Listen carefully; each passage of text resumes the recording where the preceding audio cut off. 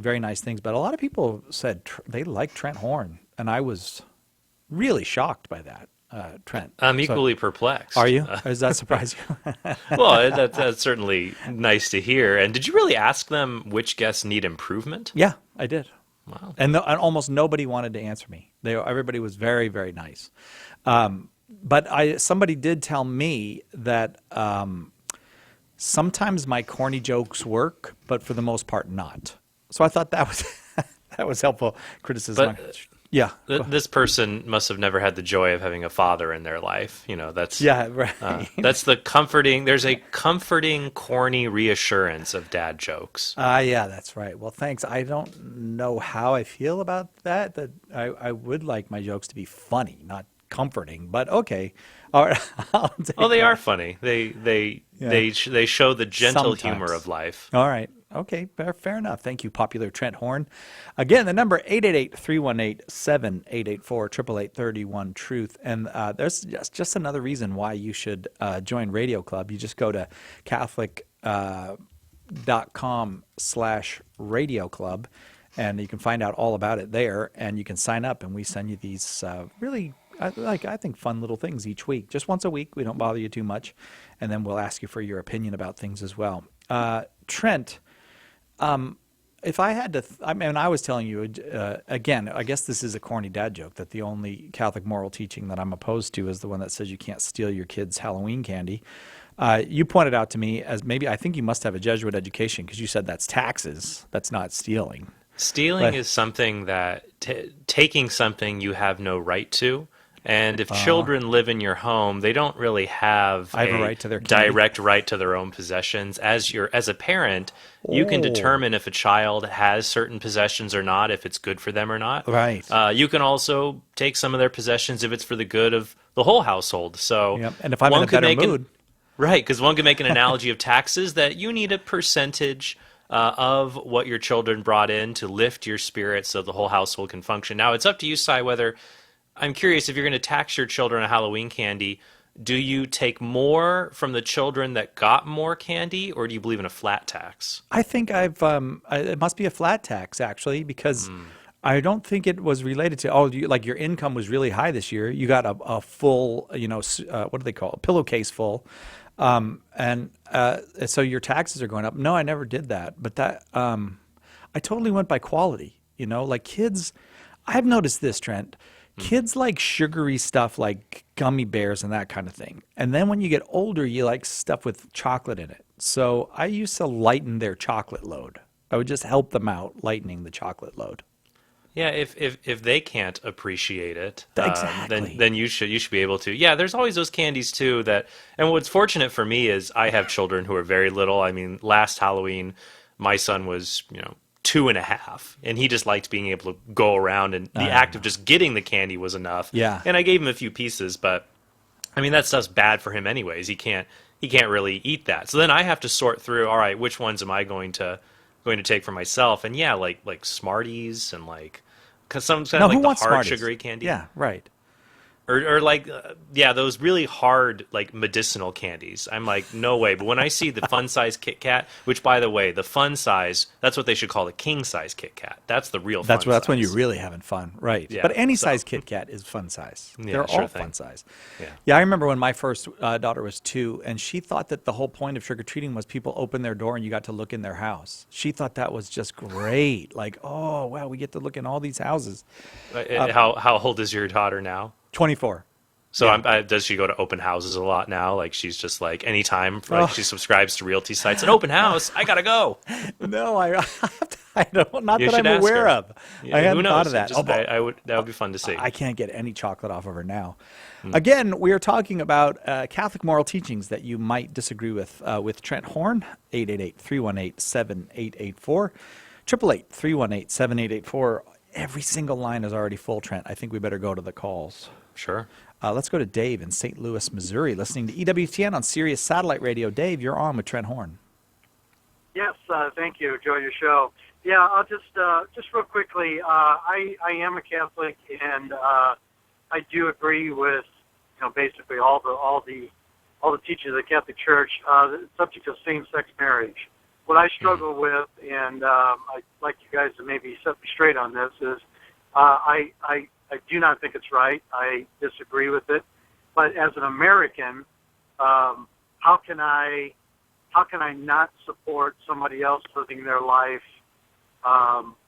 with the freedom of their beliefs? And that's where I really struggle. I agree. Sure. I agree it's wrong, and but when it comes down, going down the path of telling somebody else how to live their lives, that's where I kind of struggle as a Catholic, and I'd like to get your input on it. Sure. And so, Dave, what I'm hearing from you is that you agree same-sex marriage is wrong, or you're not in favor of defining marriage so it can be the union of two men or two women. But you wonder, well, we live in America, not everyone thinks the way I do. How can I impose that view on other people?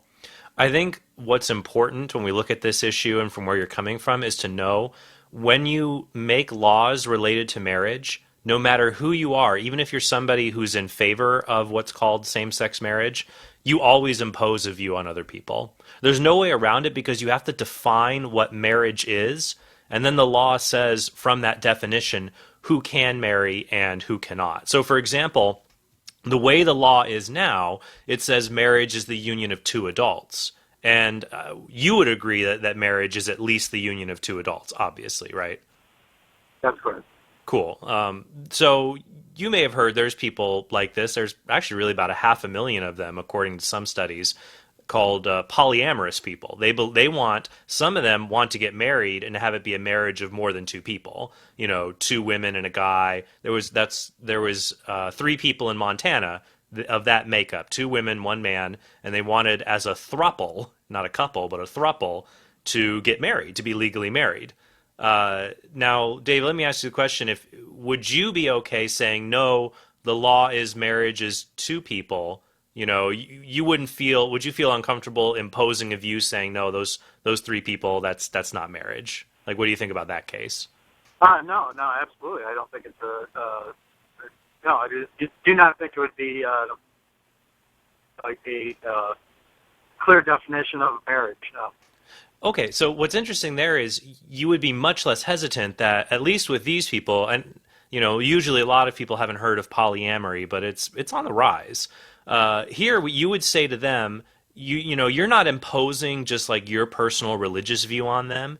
Deep down, hey, wait a minute, marriage at the very least is about 2 people. That's just what marriage is. So I'm sorry, you 3 can't get married. That's not what marriage is, and I'm not imposing my personal view on you people. I'm saying that that's just what marriage is. We have to uphold marriage. And so the 3 of you, whatever you're going to do in your personal lives, you can't have the state call that marriage. I would just ask you to take that same view and apply it to marriage itself, because we would ask ourselves this question: why is marriage only 2 people? Why is it only 2 people?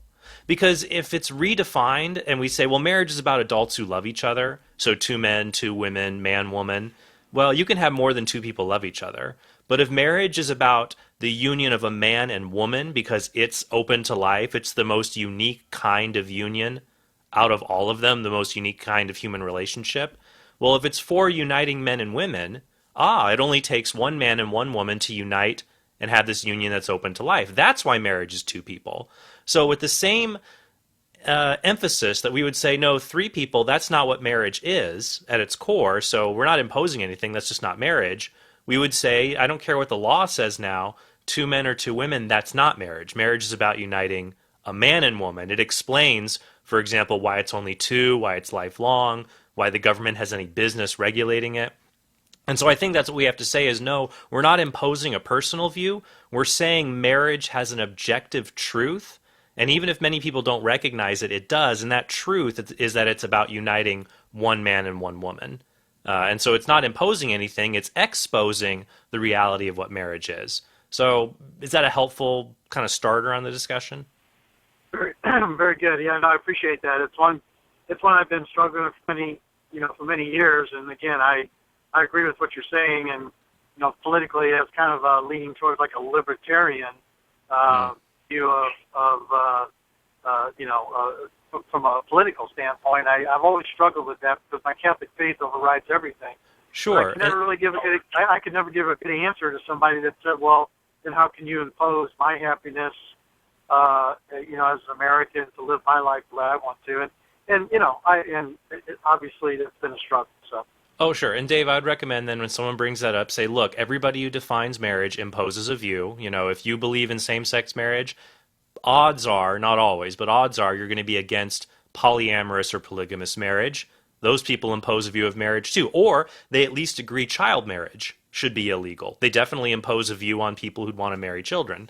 I'd recommend for you, if you want to learn more about this topic, there's a talk that I offer at shop.catholic.com. It's called How to Talk About Marriage and Same-Sex Unions. It's available in DVD and an MP3 form, and that talk should equip you to discuss this issue. So just search for Trent Horn, How to Talk About Marriage and Same-Sex Unions. I think Lighthouse also offers a version of the talk, and hopefully that'll be helpful for you. But thank you so much for calling in. Got to take a break. Dave, thank you very much for that call. Our topic this hour: what Catholic moral teaching do you reject? We'd love to discuss it with you. 888-318-7884. We'll be right back with more Trent Horn after this on Catholic Answers Live.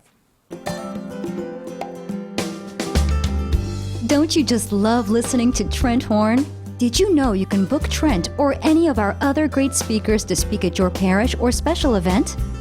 Contact one of our seminar coordinators through the Speakers Bureau section on Catholic.com today to find out more information.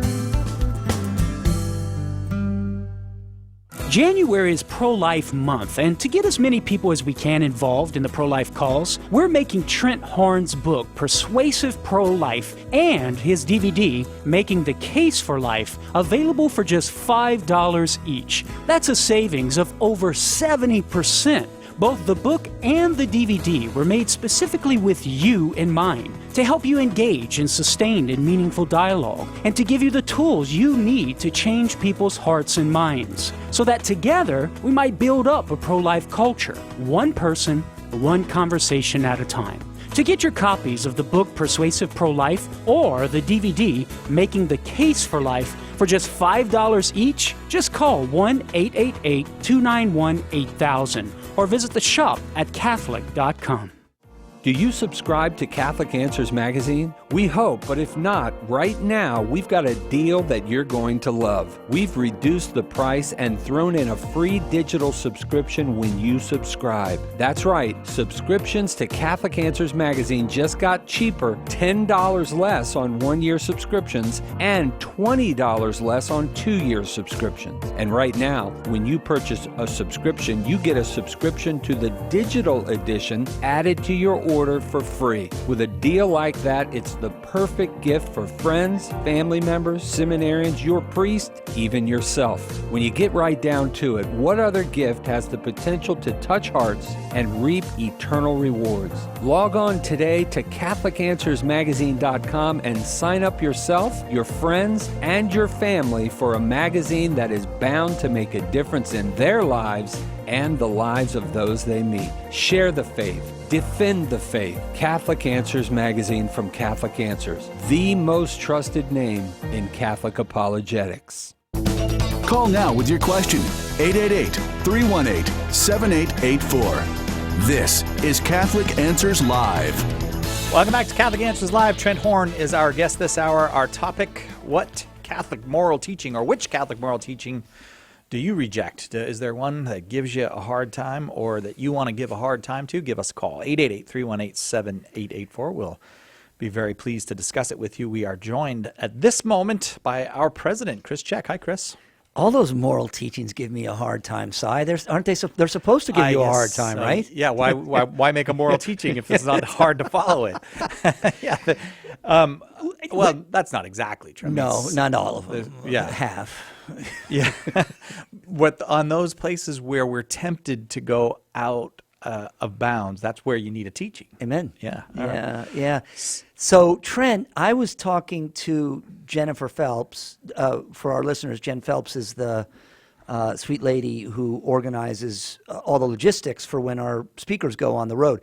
By the way, if you want to book a Catholic Answer speaker, CatholicAnswersSpeakers.com. Yes, right. And Trent, I think we have a first here with an upcoming speaking engagement of yours.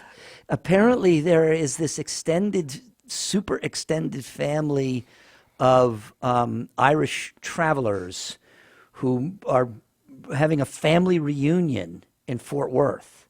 Do you know about That's this? correct. Yes. So I think we have a new tagline or bring Trent Horn to your Your family reunion. Yeah, right. Right.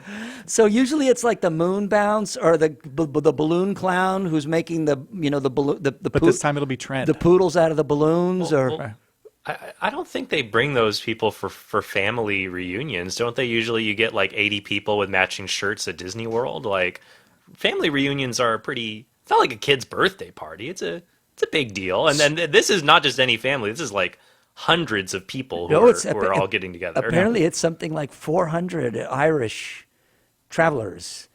So are they going to have Trent Horn on the T-shirt? Are you going to have your face on the T-shirt? I didn't have a great experience in Canada when people wore my face as a protest against one of my pro-life talks. So I would prefer when I go out and Traumatized, Trent? speak. Yeah, I would prefer when I go out and speak, people not wear my face. However, we are for my new podcast coming up for premium subscribers. People will get a T-shirt that has a logo similar to my face on it. That I can handle. I've seen that. In fact, we were looking at it today in the executive meeting for the Council of Trent. Oh, Right. Yeah, no, yeah. For the and the blog when it starts when, Trent? Do we know? We don't know. I was waiting to announce everything, including the title of the podcast, but I've decided not to have Nick dump the audio on that. For those who are astute listeners, that's going to be well, that's all right. That's the podcast name because also COUNSEL. Yes, the council advice, not to be confused with the 16th century ecumenical council, but yeah, the council advice. The Council of Trent will be the name of the podcast. I actually asked for help with this from social media, so I will reveal in the next day or two actually the person on Facebook and the person on Twitter who came up with the names, and they're going to get some free Catholic Answers swag, and maybe we'll get them one of those fancy new T-shirts. You didn't come up with that, Trent?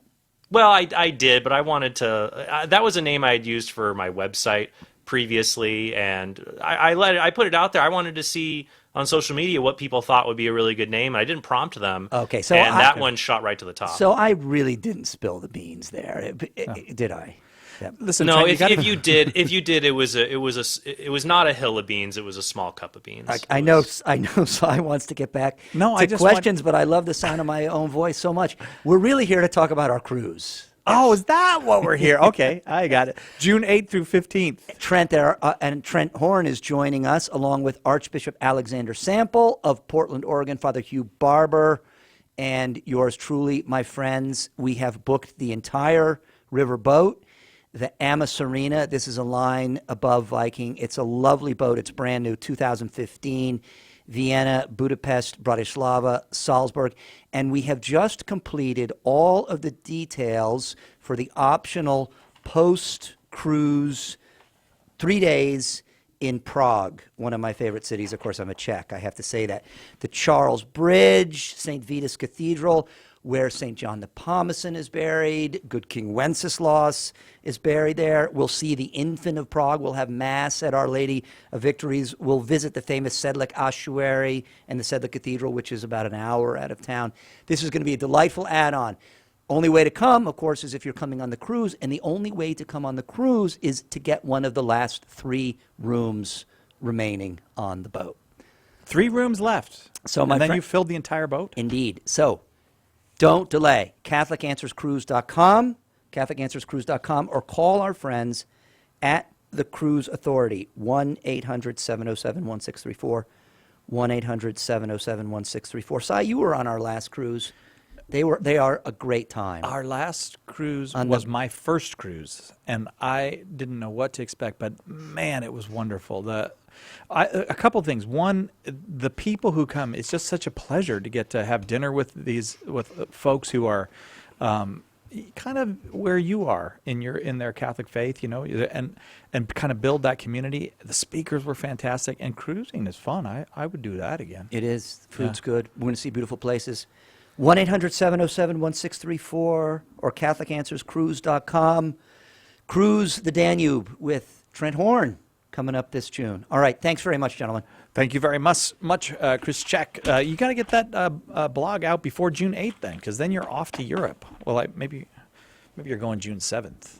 flying over. Well, we will have when you say, you mean the podcast? Podcast, I mean, yeah. Right. Oh, no. We'll hopefully probably early March, if not sooner. We're recording episodes now, and that's going to be just a whole lot of fun to have weekly, well, actually bi-weekly if you're a premium subscriber, in the sense of 2 shows a week on lots of different topics. I've got a lot of great guests lined up, and looking forward to that, and I'll be telling more about that on the radio here in the near future. Again, 888-318-7884 is our number. Our topic today: which Catholic moral teaching do you disagree with? We go now to Jared in Alabama, listening on the Catholic Answers app. Jared, which do you disagree with? Yes, I was calling just to talk about the Catholic teaching on contraception. Okay. I guess it's just never really made sense to me because, I firmly am against abortion, obviously, taking of a life, but I don't understand why it's necessarily wrong to just prevent it from happening. Prevent conception, you mean? Yes, preventing conception. Mm-hmm. Sure. And what I would answer is that what the Church teaches is that what makes sex moral, what is, we would ask, I guess, we have to start kind of at the ground level, the foundation, and build our way up to understand, why is the Church against contraception? I think a lot of people have a hard time with that because they start at the top instead of at the foundation. So the foundation, we'd ask, well, what is sex for? What is it for? I'm just curious, Jared, do you identify as like a Christian or a Protestant? Yes, I'm a Protestant. Okay. So, it's because I was hinted at that because you've seen, you're really firm against abortion, and I figured, well, okay, let's see, what do you identify with there? So you understand, our culture gets it wrong when they say sex is just for pleasure or it's just for sharing affection. You and I would both understand, no, this is for marriage, that what we could define sex as, it's for the expression of marital love. But then we have to ask, well, what is marital love? When we look in Scripture, like in the book of Genesis, that God says that it's not good for the man to be alone, so he made Eve, man and woman. The man leaves his husband and father and clings to his wife, and the two of them become one flesh. And Jesus, in Matthew 19 and in Mark, references back again that why divorce, for example, is wrong, and especially remarriage after divorce is impossible, is because a husband and wife become one flesh. And what does that mean? If sex is the expression of marital loves, what Catholics believe is that every sexual act in marriage expresses the marital vows. Those vows are to be faithful, to honor and cherish one another, and to be open to life. That to actually be one flesh, to fully come together, to give mind, body, heart, soul, everything you are to this other person, to truly come together and be one, there can't be anything that separates another part from you. Your bodies have to come together so they're ordered towards a good beyond yourselves. And so if someone's using chemical contraception or a barrier contraception like a condom, there's something that's inhibiting that one flesh union from taking place. Their bodies are not ordered towards this procreative end of sexuality. So sex has to be ordered towards the unitive and the procreative. Contraception prevents the procreative, and Catholics believe the marital act should be a full gift between the spouses to one another. And if you'd like more information, do check out our website, Catholic.com. Jared, thank you for that call. Which Catholic moral teaching do you reject? That is the question for today. If you have one in mind, give us a call, 888-318-7884. We'll be right back with more after this on Catholic Answers Live. Catholic Answers Live. The wisdom of Mother Angelica. I come from the other side of the tracks, see? My uncle used to have slot machines. Put one nickel in and it's emptied. Boom. And I brought him home in a bag, and my mother looked at me. Where did you get all that money? I said, I won them. You didn't win them. He fixed the machine. I didn't care if he fixed the machine or not, you know? EWTN. Live truth. Live Catholic. Just like the saints of the Counter-Reformation, our own souls are in constant need of reform, of reconversion to God and His will for us.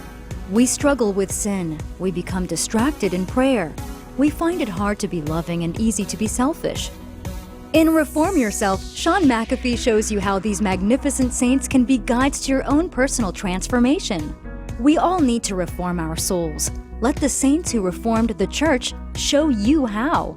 Order your copy of Reform Yourself today by calling 1-888-291-8000, visiting the shop at Catholic.com, or asking for it at a good Catholic bookstore near you.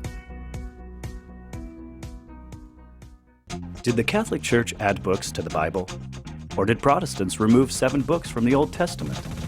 Why Catholic Bibles Are Bigger takes you on a fact-filled tour through the history of the Bible, revealing the whole story behind the lost books of the Protestant Old Testament. With the latest information and discourse on crucial issues, Why Catholic Bibles Are Bigger is a book that belongs in the library of every serious student of Scripture. And as a special bonus, if you order online, we'll add an ebook copy of 15 myths, mistakes, and misrepresentations about the Deuterocanon to your order absolutely free. Get your free ebook today. Order your copy of Why Catholic Bibles Are Bigger by logging on to our online shop at shop.catholic.com.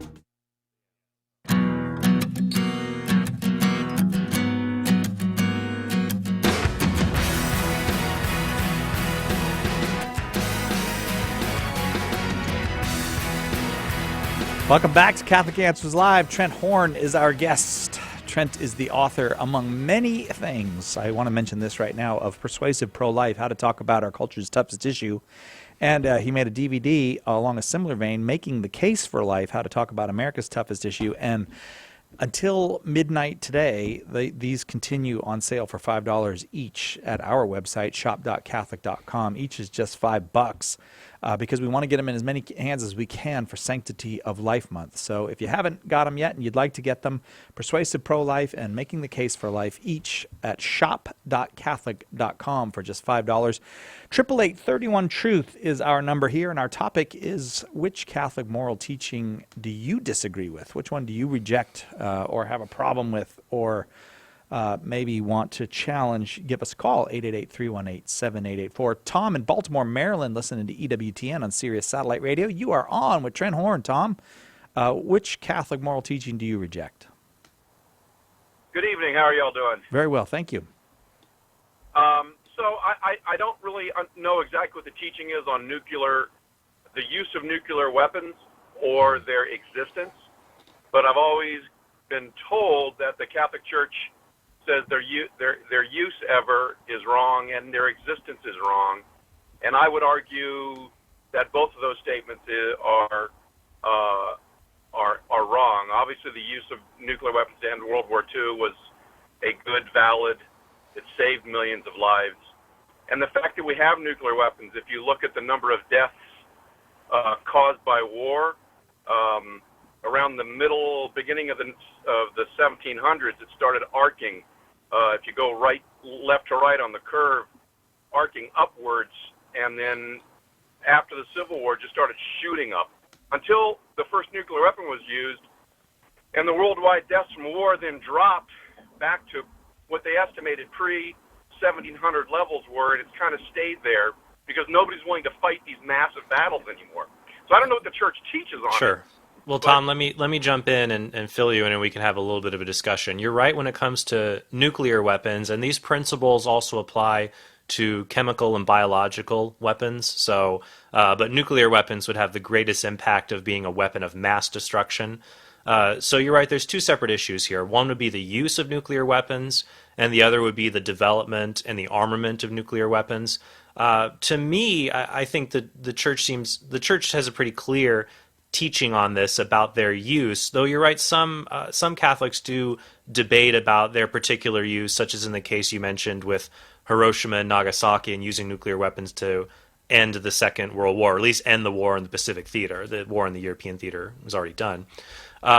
In paragraph 2314, the Catechism, it says, every act of war directed to the indiscriminate destruction of whole cities or vast areas with their inhabitants is a crime against God and man, which merits firm and unequivocal condemnation. So while some people do debate this, to me it seems pretty clear the Church is teaching against the direct killing of innocent human beings, would prohibit the use of especially nuclear weapons in areas with high levels of civilian populations. So that would be one point. The other point would be about nuclear armament, storing nuclear weapons. That, to me, seems like a prudential judgment we find in the Catechism and in certain Catholic documents and from certain Vatican statements. In paragraph 2315, the one right after 2314, obviously, it says that this method of deterrence, stockpiling nuclear weapons, gives rise to strong moral reservations. So the Catholic Church, what I would say is that there seems to be a very strong condemnation on the use of nuclear weapons, but reservations and concerns about merely having them to prevent wars. Because I see the argument where you're coming from, that if everybody has nuclear weapons, each nation is afraid to use it because of MAD, or what's called mutually assured destruction. If one person uses their nukes, everybody else does, and we all destroy ourselves.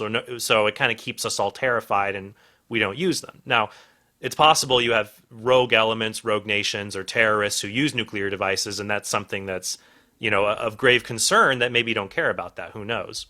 So I think there's actually, you and I could even find maybe agreement that it's possible to keep nuclear weapons as deterrents.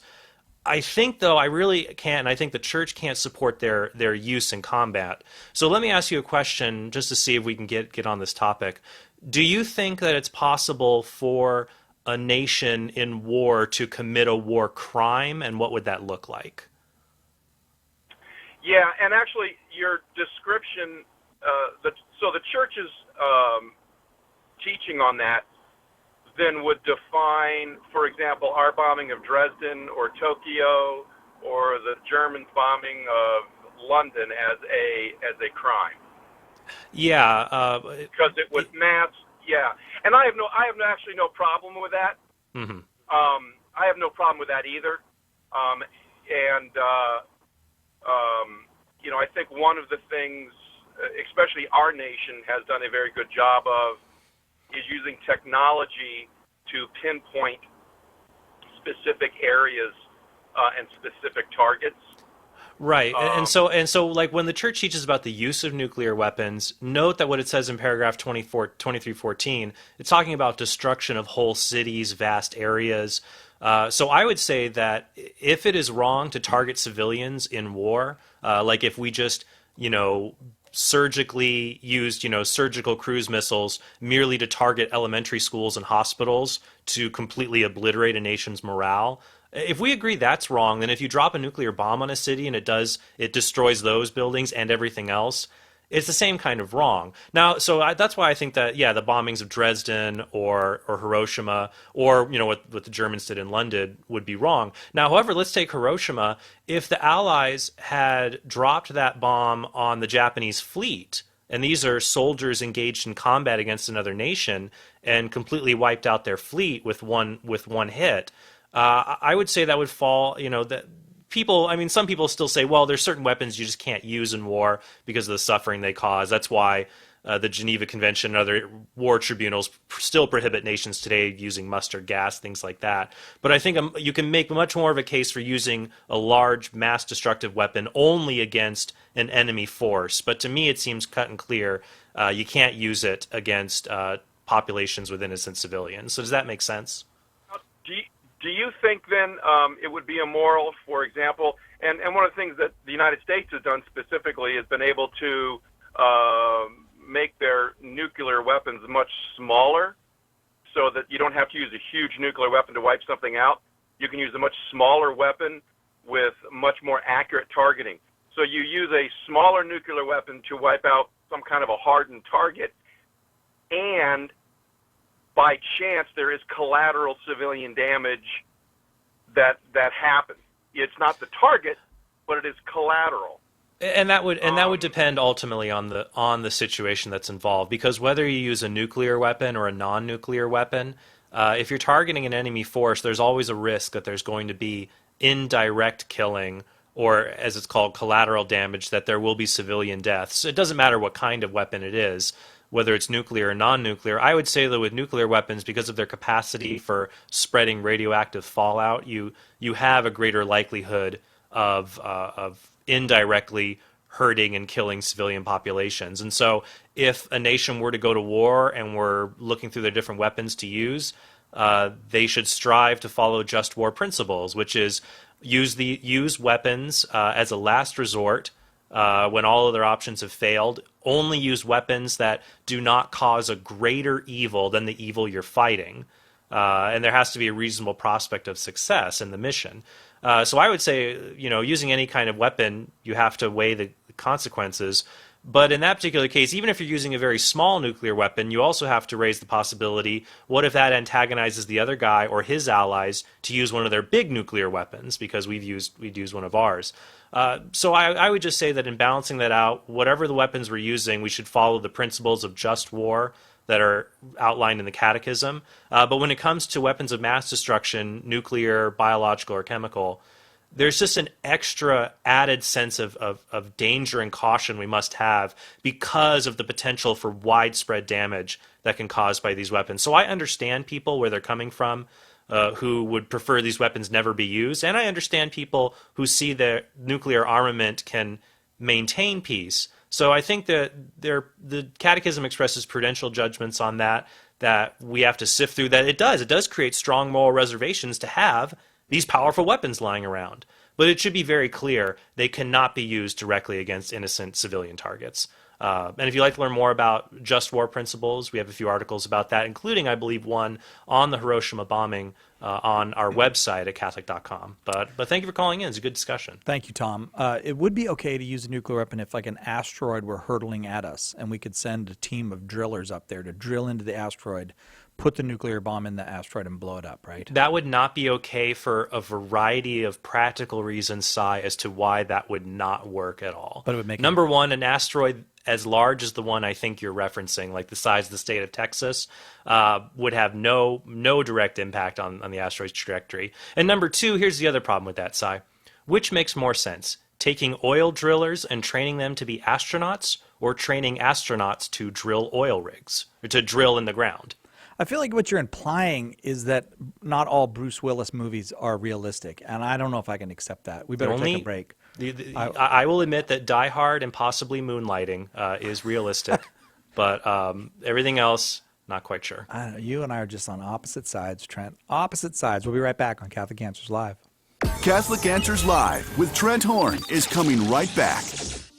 January is Pro-Life Month, and to get as many people as we can involved in the pro-life cause, we're making Trent Horn's book, Persuasive Pro-Life, and his DVD, Making the Case for Life, available for just $5 each. That's a savings of over 70%.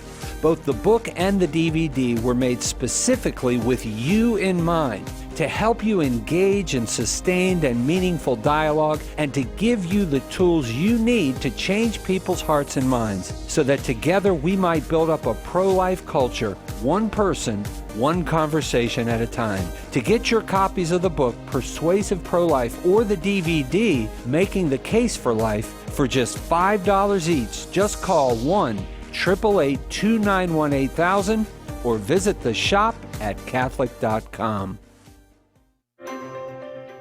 Pope Francis said, "The key that opens the door to the faith is prayer." Join St. Paul Street Evangelization by running a prayer station in the public square. You don't need to be a professional apologist or theologian. Just listen to the needs of the people you encounter. Offer encouragement, take prayer requests, and pray with people. Find out more and get involved today at streetevangelization.com. That's streetevangelization.com.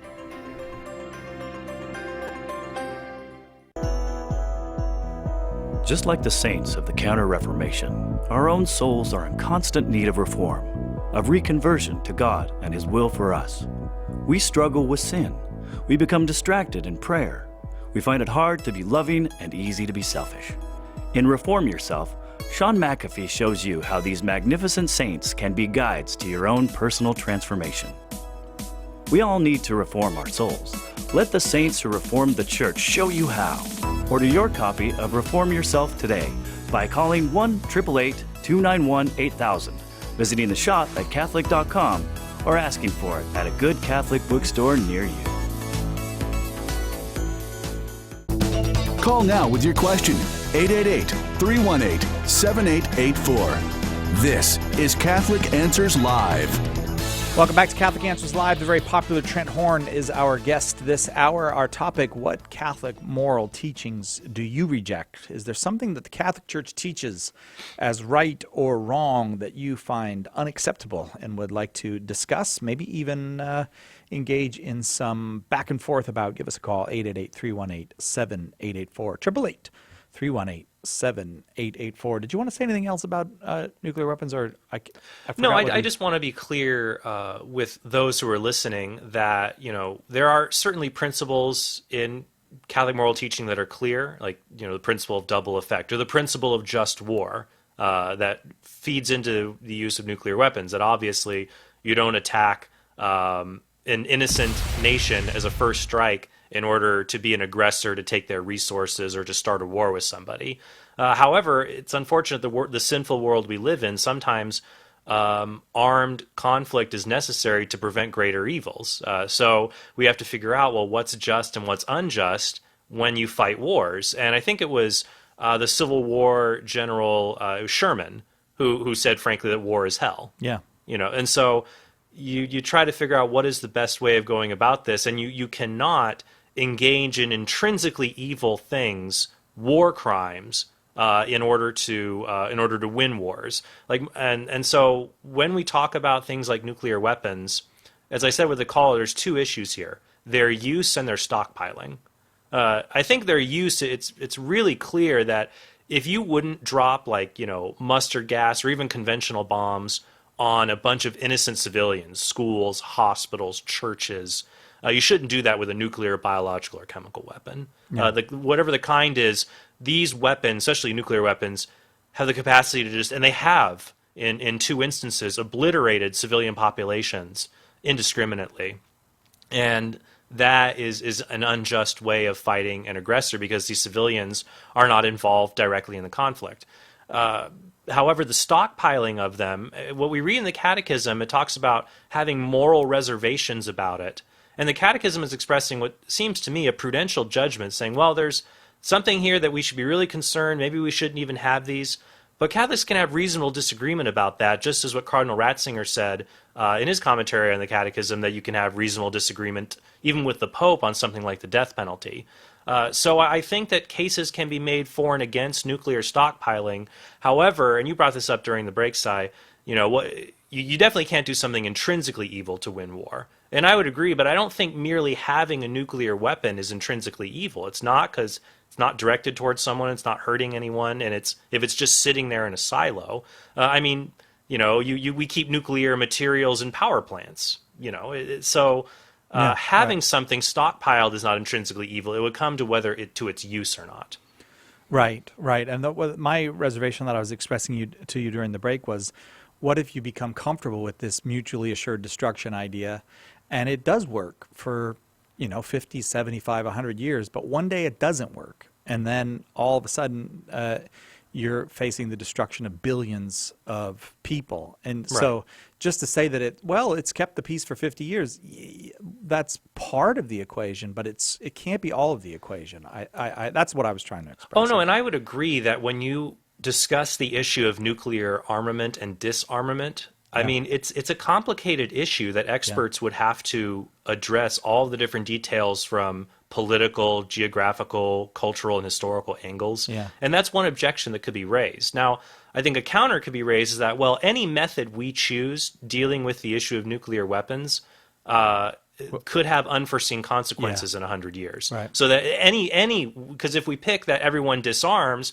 well, what if there's a World War III and we've got really much more powerful non-conventional weapons now, where lots and lots of people are killed? Or, what if we are all disarming our nuclear weapons and a rogue nation that has them secretly now uses them and we can't retaliate? Yeah.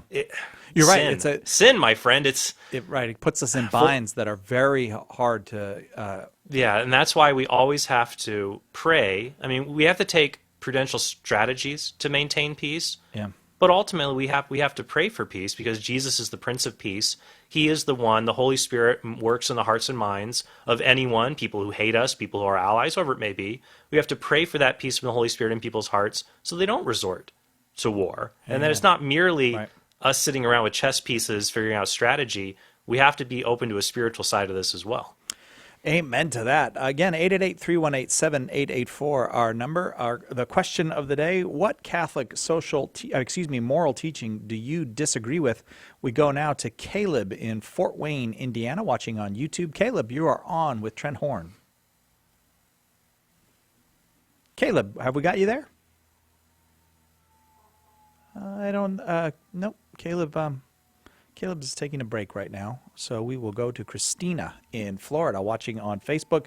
Christina, thanks for watching on Facebook. Are you there, Christina? Yes, I'm here. Okay, so which Catholic moral teaching do you reject?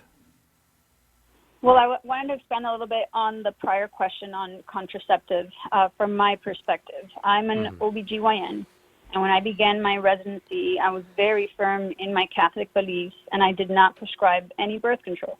When a patient presented for birth control counseling, I didn't have a problem informing of all the methods that are available, from natural family planning all the way to sterilization. And then if the patient desired they wanted a contraceptive, I would simply present it to my supervising attending, and they would write the prescription. However, in my years in practice, I came across many difficult cases which changed my practices. I came across women in abusive relationships which were desperate for me to sterilize them in a way that their partner wouldn't even know, because they couldn't bear bringing in another child to that kind of life. Or I was presented with a patient with Down syndrome whose parents were desperate also for me to either sterilize or implant some kind of contraceptive because they found their daughter having sexual relations with another Down syndrome boy. So I began to see myself as this last line of defense for these patients, and I began to perform sterilizations, and I began to prescribe birth control for patients who were just having repeated abortions. I mean, I had a 21-year-old who had already had 10 abortions. So at this point, I was looking at what's the lesser of evils and started to prescribe it. And now I've been running my own practice for years doing so, but my conscience, again, is creeping back. And I don't know now what to do. How do I turn away these patients I have, even though I do encourage them to use natural family planning, and I even share that that is my practice. Yeah, Christina, I would say that in healthcare, we always come across a lot of these difficult cases. And when these difficult cases come up, I find that when the first solution jumps out to us and it seems really easy, no solution is necessarily easy, but we say, okay, this would work. And while we're trying to endorse it, we have to kind of push down a moral feeling inside of us, like our conscience. Our alarm bells should really be ringing here.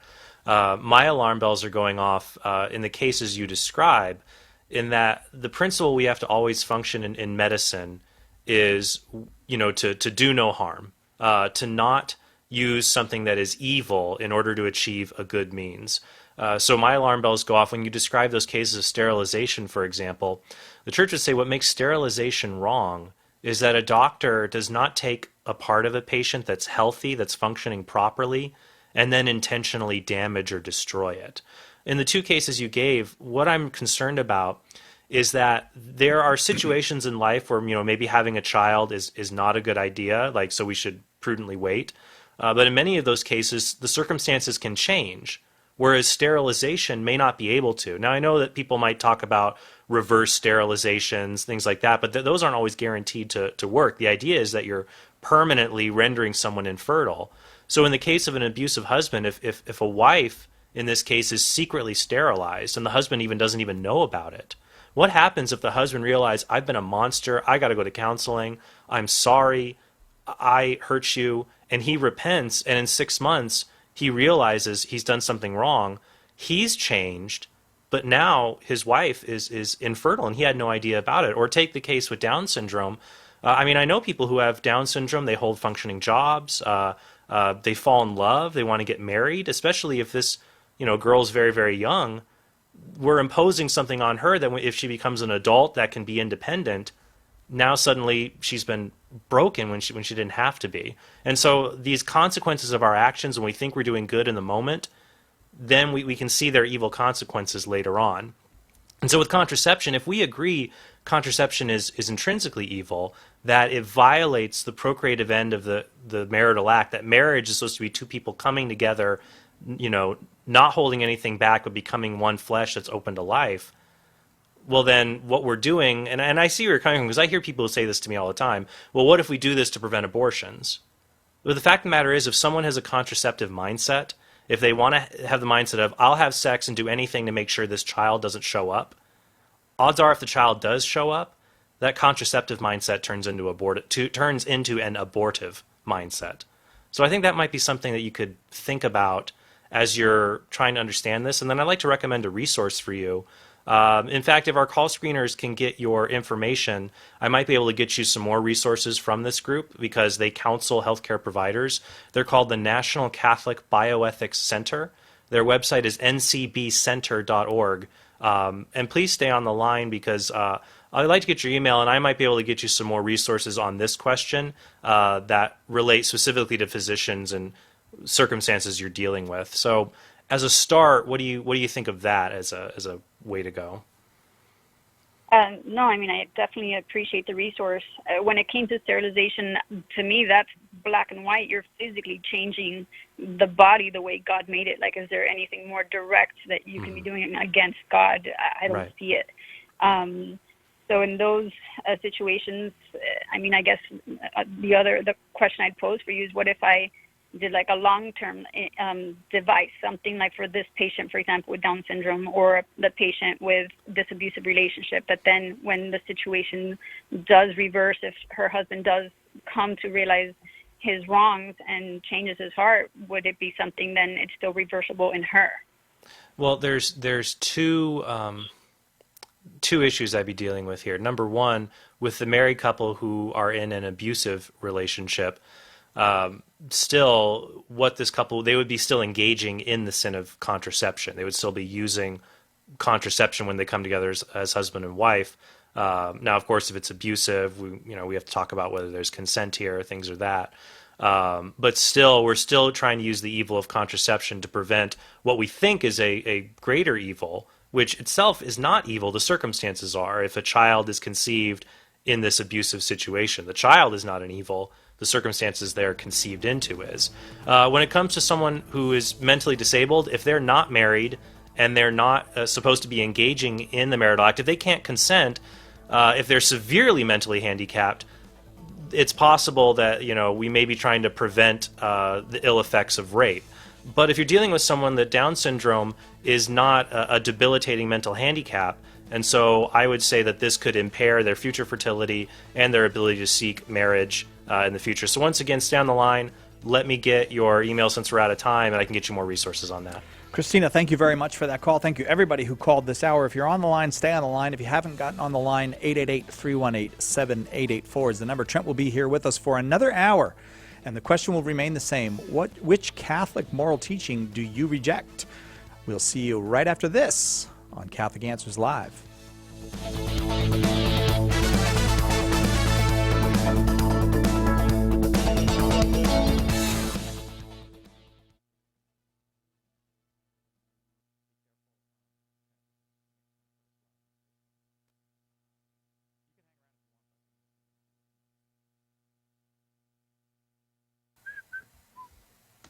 Okay. Are we live with folks on Facebook? Okay. Somebody on Facebook had the idea that we'll do live today, and you put both microphones on, right? So come on in, Nick, so we can do our interview with you. Nicholas Carlton Chamberlain now coming into the studio, the sound man. Nick, have you seen the movie Armageddon? Did you know what we were talking about when we were talking? Did. You did? Vaguely. Like, how far into it did you know that it was Armageddon we were talking about? As soon as you started talking about asteroids being blown up. Oh, yeah? By There was people. another one. I think there was another asteroid movie around the same time. It's weird. These movies seem to come out in, like, pairs somehow. Do you remember, Trent, another asteroid movie? Yeah, Deep Impact, but no one remembers it, so it's an ironic title. It didn't make a deep impact on anyone. Are you like a super movie fan, Trent? Like, I've seen a lot of movies in my day. Laura's always like, where do you watch all these movies? And like her parents only watch like the Hallmark Channel and stuff. Well, do you have Netflix? Yeah. Because one of my favorite movies now is on Netflix right now. It's a Netflix original called The Polka King, starring Jack Black. I highly recommend it. I wanted to start watching it, but Laura, I tried watching the actual documentary about the Polka King. Yeah, I was going to watch the documentary, but then I thought I might become smart if I watched a documentary, so I just watched the movie. Nick, thanks for coming in. Hey, yeah. How You're are welcome. Great. What time is it? All right, we have 3 minutes. you? Yeah, we That's have good. 3 minutes. Usually we use this time to race one another up and down the halls. To use our breakup. To use our break. Right. To its fullest potential. So, to its fullest potential. What I think what Nick means by that is we're usually trying to shove each other out of the way to get to the bathroom first during this, which I don't even understand why, because you can go to the restroom anytime during the hour. You just always just say, Darren, come over here. So he's not here, so. Well, at the moment he's hopefully not he here, shows but up. usually he's Okay, here. yeah. So do you like So what's being going the sound man for Catholic sound Answers man. Live? Yeah. Yeah, it's good. What's wrong with fun. sound man? Nothing. You're a sound engineer? Do you prefer Yeah, that? it's fine. It's like it's a pretty intense job. You know, sometimes things get too loud, so just gotta pot it down, or it's too quiet, so you gotta pot it up. Sai, if we lost Caleb, his question isn't really no. about morality, so we could probably just let it go. Okay. If we already lost him, I think it's fine. Okay. Or if we do get him, I guess that's for everyone to know. That's okay. yeah. So is it? I got it. Oh, yeah. Sorry, didn't mean to interrupt. No, that's it's all right. If you need to do work, it's okay. Yeah, we can still do work. We're allowed. What was I saying? Oh, no, that's but what my brother Sean said. He was kind of making fun of me. You know what? It was Though funny. I say to people all the time that you're the hardest working guy here at Catholic Answers, and I actually think that that's actually true. With some, I suppose there's some possible exceptions in some places, but you're always doing something for somebody. Like oh, we need this audio book redone. Oh, we need this audio for this video redone. Oh, we need a commercial made. Oh, A lot of voiceover They and always start it commercial with oh. Oh yeah, and right. especially if you come by and visit, I'm in a little glass bubble. It's just tons of just open windows, so everyone can see what I'm doing at all times of the day. Yeah. So I don't really have any privacy here. No, you don't. Which is fine. I've Keeps told me- you could use my office, but you have never used it. But I don't have the equipment that you need in Yeah, there too. no. That's true. Let me see if there's anybody. A lot of people just saying hi to you, Nick. I don't see Oh. any questions. Hi. No Okay, who questions. wins? This is a question from Margot. Who wins in a fight between Trent Horn and Chuck Norris? Ooh, a physical fight or a mental fight?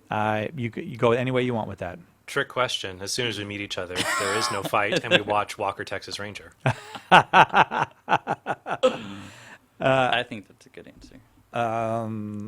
Somebody else says that. Or trick question. It is impossible because I am secretly Chuck Norris. I know. I've never seen the two of you in the same place. That's true. That gives me. Oh, what time did the show start? It starts at 30 seconds. I gotta go. You gotta go. Bye, Nick. Bye. Hey, thanks for coming in, Nick. You're welcome.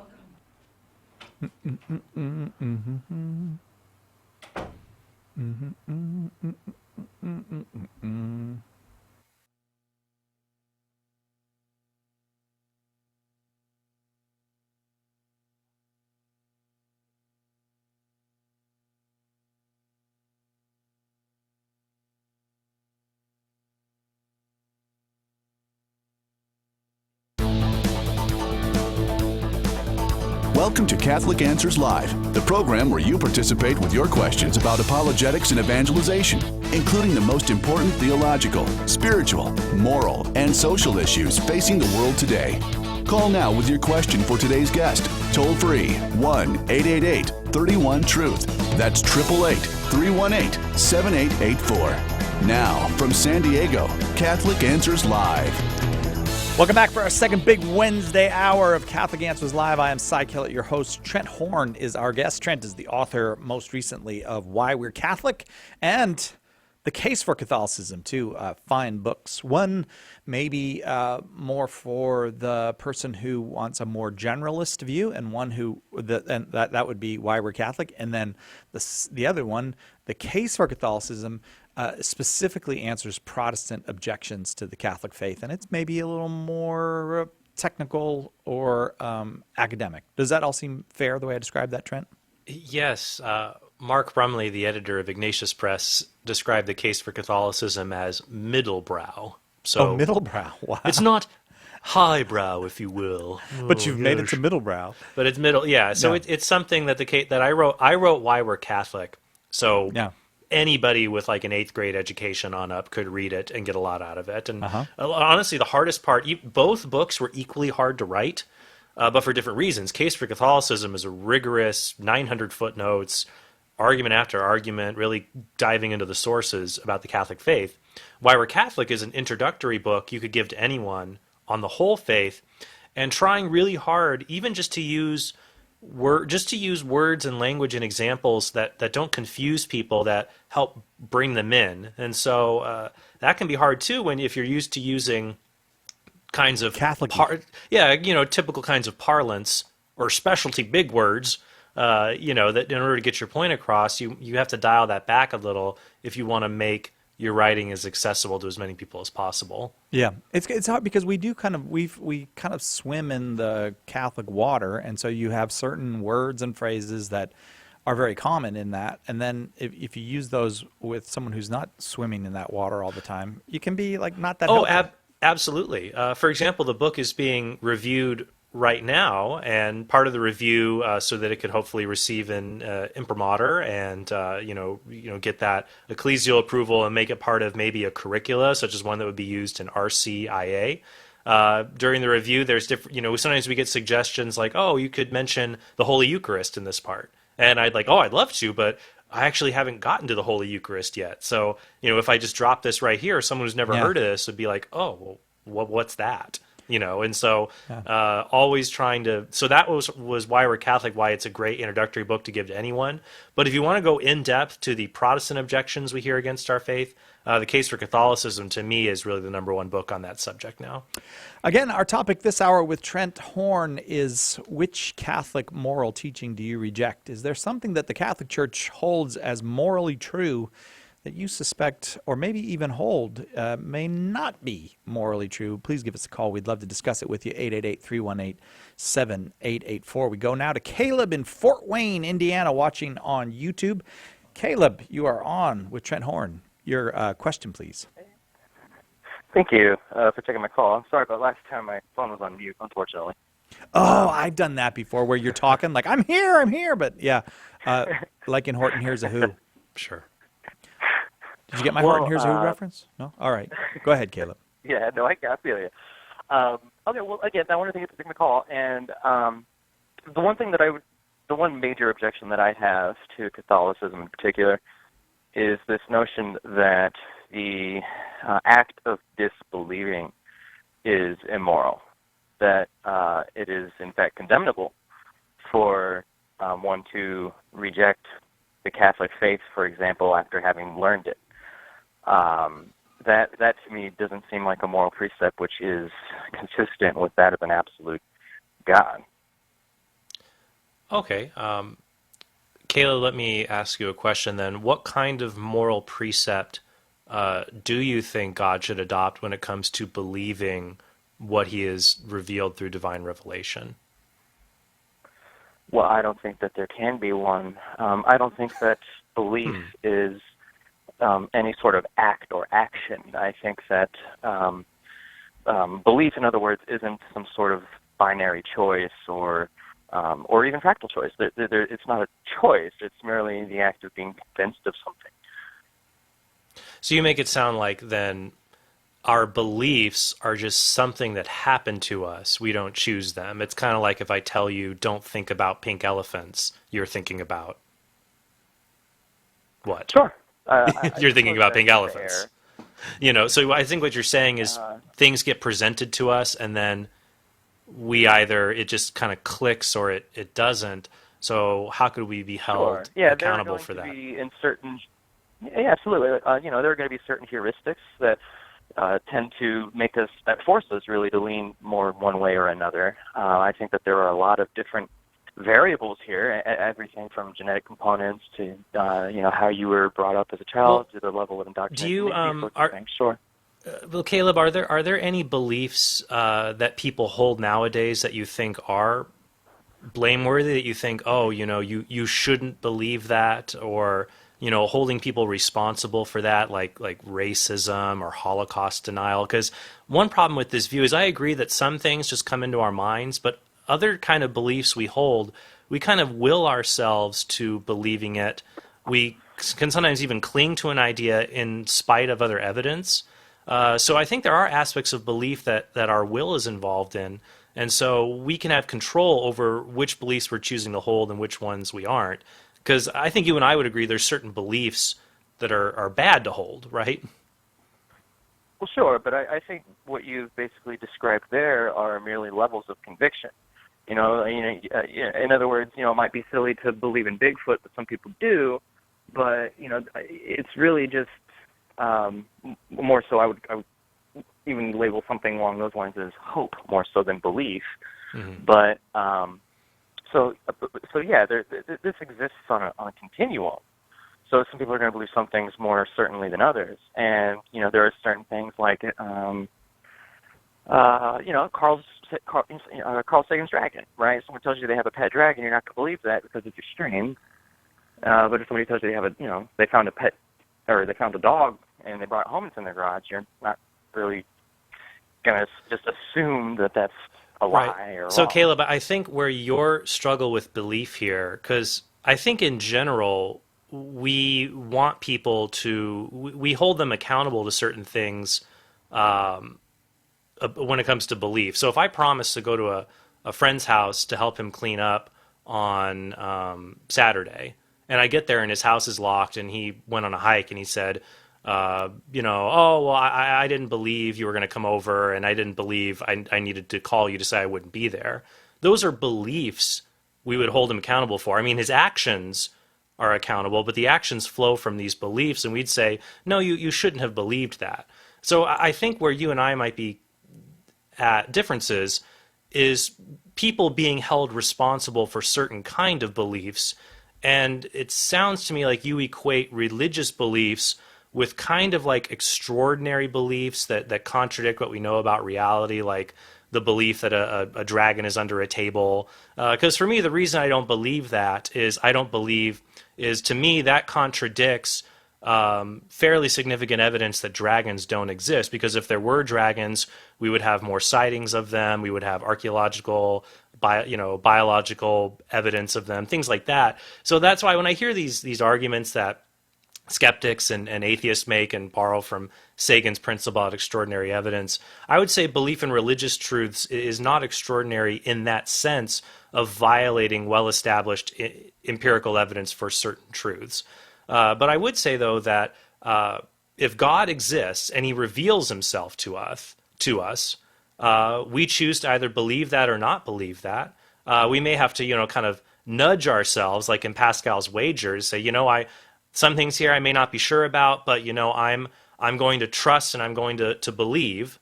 Then I think we can be held responsible, and especially if we know something is true, and we choose to reject it and stop believing it or stop following it. Then I think we can be held morally accountable for that. If you'd like more on that subject, though, I would definitely recommend our website at Catholic.com. My buddy Carlo Broussard has written a lot about natural theology and belief, and you may find some helpful articles there. But thank you so much for calling in and staying on with us. Thanks, Caleb. We have to take a quick break. We'll be back with more Trent Horn and your, which Catholic moral teachings you reject when we come back right after this on Catholic Answers Live. Catholic Answers Live with Trent Horn is coming right back. January is Pro-Life Month, and to get as many people as we can involved in the pro-life cause, we're making Trent Horn's book, Persuasive Pro-Life, and his DVD, Making the Case for Life, available for just $5 each. That's a savings of over 70%. Both the book and the DVD were made specifically with you in mind, to help you engage in sustained and meaningful dialogue and to give you the tools you need to change people's hearts and minds so that together we might build up a pro-life culture, one person, one conversation at a time. To get your copies of the book, Persuasive Pro-Life, or the DVD, Making the Case for Life, for just $5 each, just call 1-888-291-8000 or visit the shop at Catholic.com.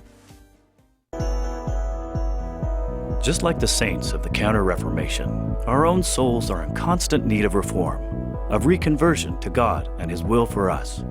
We struggle with sin. We become distracted in prayer. We find it hard to be loving and easy to be selfish. In Reform Yourself, Sean McAfee shows you how these magnificent saints can be guides to your own personal transformation. We all need to reform our souls. Let the saints who reformed the church show you how.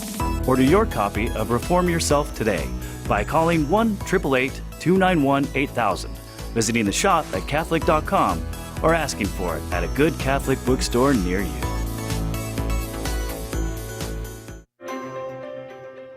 You've heard that St. Paul Street Evangelization supports hundreds of teams of evangelists sharing the good news. But did you know that some of these teams are public prayer stations? Set up a sign on the sidewalk and offer prayer and encouragement to those you encounter. Everyone needs prayer. Try this new method of witnessing to Jesus.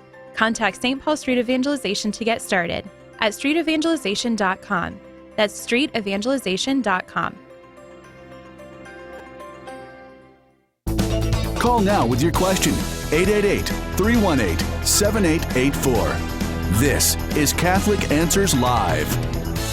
Trent Horn is our guest this hour on Catholic Answers Live. I am Cy Kellett, your host, and we are discussing which Catholic moral teachings you might disagree with. Are there Catholic moral teachings, Catholic positions on right and wrong that you might say, I don't agree with that one? If that's the case, give us a call, please. We'd love to discuss it with you. 888-318-7884. 888-318-7884. We go now to Rob in Grand Rapids, Michigan, listening on Holy Family Radio. Rob, you are on with Trent Horn. I appreciate you taking my call. Earlier on, when you were talking about nuclear war and how the church says it's okay to have an active war as long as it prevents a greater evil, my understanding in World War II is that the Japanese, since it's an honor-based society, were teaching their women and their children to fight with swords and sticks and rifles and anything they could, and we would have had to do a ground invasion, causing, us to fight a civilian army, basically. It seems like us dropping the nuclear bombs, and it took two of them to actually bring them to their knees. We gave them a chance after the first one, and they still wouldn't surrender. It seems like we were preventing a greater evil. I wondered what your thoughts were on that. Yeah, and what I would say is that the just war doctrine does not say a war is acceptable if it prevents a greater evil. That's not an accurate summary of the doctrine. If you go to paragraph 2309, where the Catechism says is that war can be just when it's a response to damage inflicted by an aggressor that's lasting, grave, and certain. All other means of putting an end to it must be impractical or ineffective. There must be serious prospects of success, and the use of arms must not produce evils graver than the evil to be eliminated. However, you cannot justify an act in war by simply saying, well, if we do this, it prevents a greater evil, because that would be consequentialism. And the problem with that, if we start to think about it, is that if we allow that principle, then you could really justify any kind of war crime.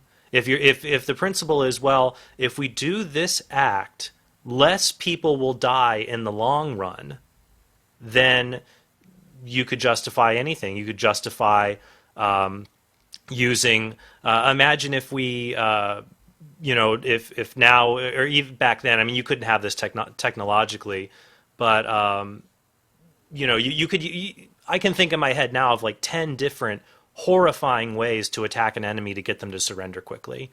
I mean, you could send in sleeper agents that kill civilians in the middle of the night secretly. Manufacture a disease that only targets children under the age of 13. And most people would say in those cases, no, even if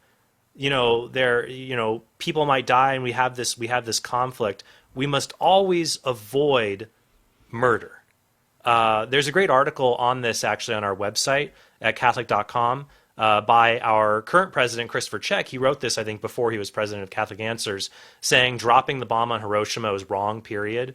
And he quoted the philosopher Elizabeth Anscombe, and she said basically to this effect that, we as civilized human beings must always avoid murdering one another because murder is one of the worst things we can do.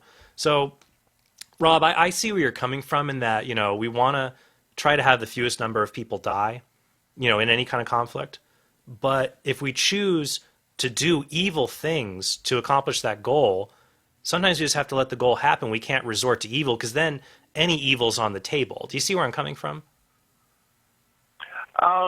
Yeah, kind of. I mean, I guess they were the aggressor, and we did have a prospect of winning, but I guess I see what you're saying. It was an evil because it was a civilian. It's a hard one, for me at least. Yeah, it is. And I would say that there's also, of course, other historical elements to this about, what could we have done? Could there are other ways to, there are debates, of course, like why not use these nuclear weapons on, a military force away from a population, detonated off the coast of Japan to demonstrate our power. And people say, well, that might not have worked, da-da-da. I just think, though, that the principle we use when we have to engage in war, which is an ugly, awful thing that I pray no one ever has to engage in. It's nothing to be glorified. It's an awful, horrible thing. And anyone who has served in combat, and actually Chris Check, read the article at Catholic.com, just search Hiroshima at Catholic.com. And the article from Chris Check, I think, is very meaningful because our president, Chris Check, served in the Marines. I almost said former Marine, but I think there's like an adage there really is no such thing as a former Marine. Once semper fi, always semper fi. So he has seen this. He sees this from a Catholic moral theological standpoint in his writing, and he has military experience. And so for me, we have to just start with the basics. That if we merely say it's okay to do something if it results in greater consequences in the long run. If that is our only criteria, then any kind of murder, rape, terrorism suddenly becomes a viable option. And that is not the way civilized people should act. That even in war, what makes humans different than animals, because animals even go to war with each other. There are colonies of ants that'll fight each other.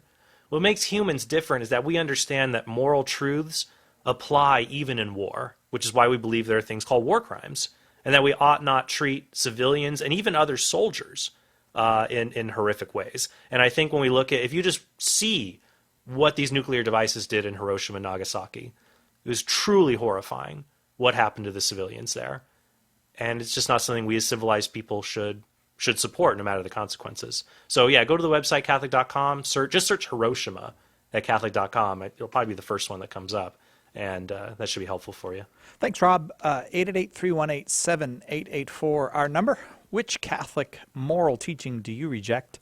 Let's go to Noah in New Brunswick, Canada, watching on YouTube. Thanks for wrong button. Thanks for watching on YouTube, Noah. Which Catholic moral teaching do you reject? So this is coming from the interpretation of a 13-year-old, but it would be abortion that I have. Okay. What is your concern about the church's teaching on abortion?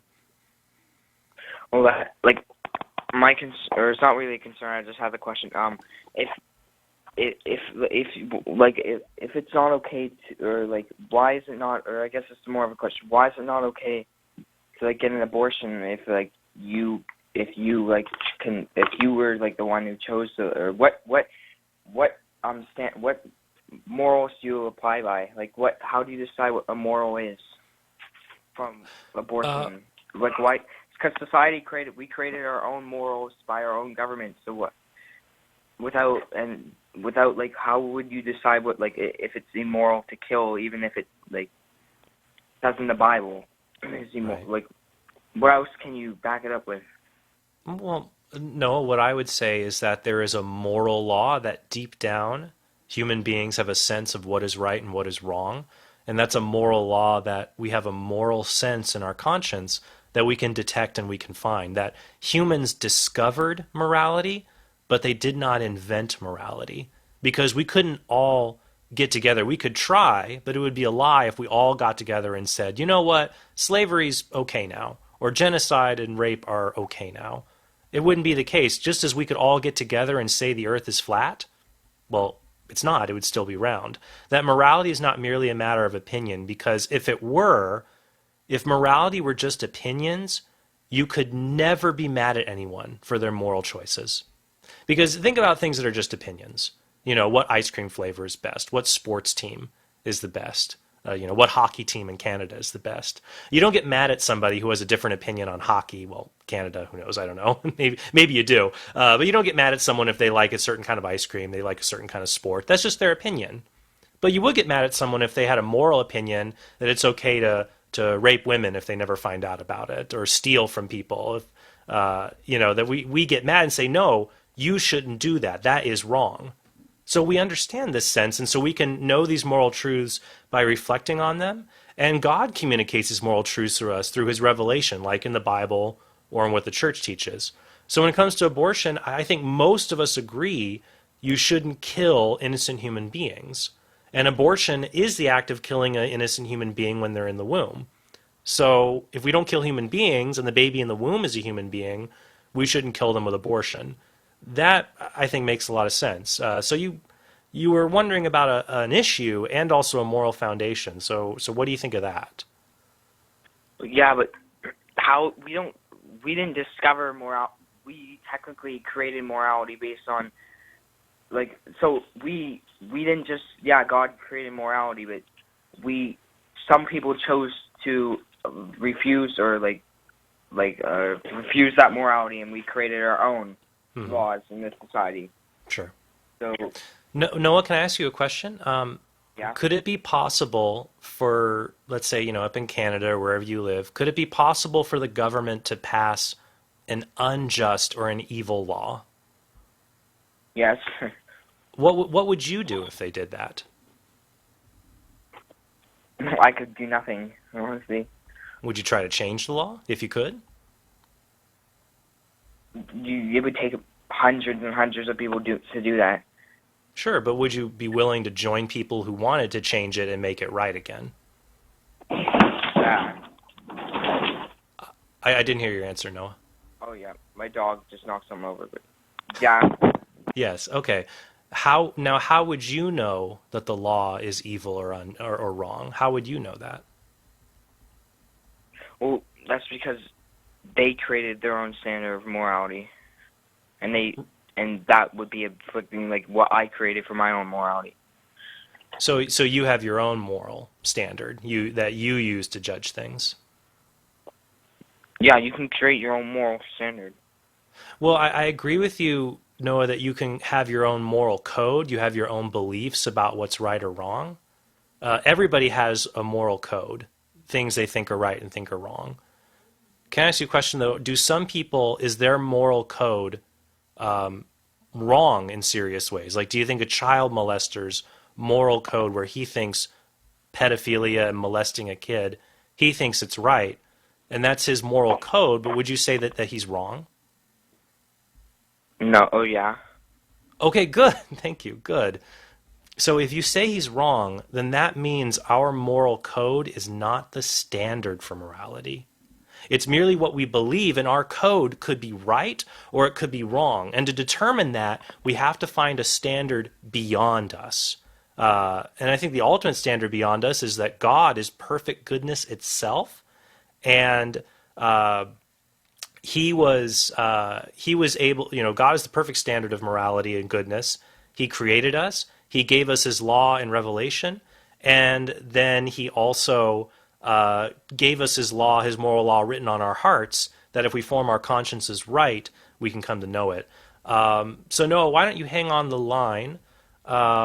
Let's get your email and your address.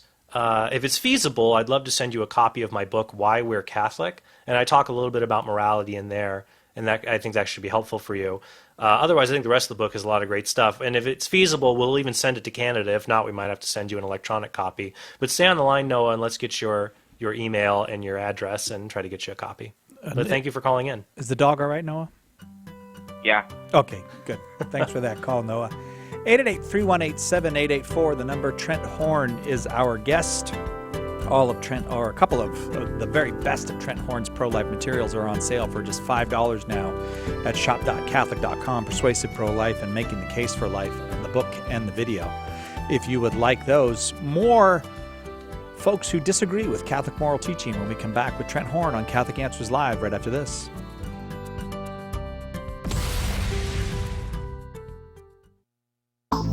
Every question is important. Ask yours today on Catholic Answers Live. It might be said that anti-Catholic notions of the Church's history are the original fake news. With all the misinformation being spread, where does one look for the truth?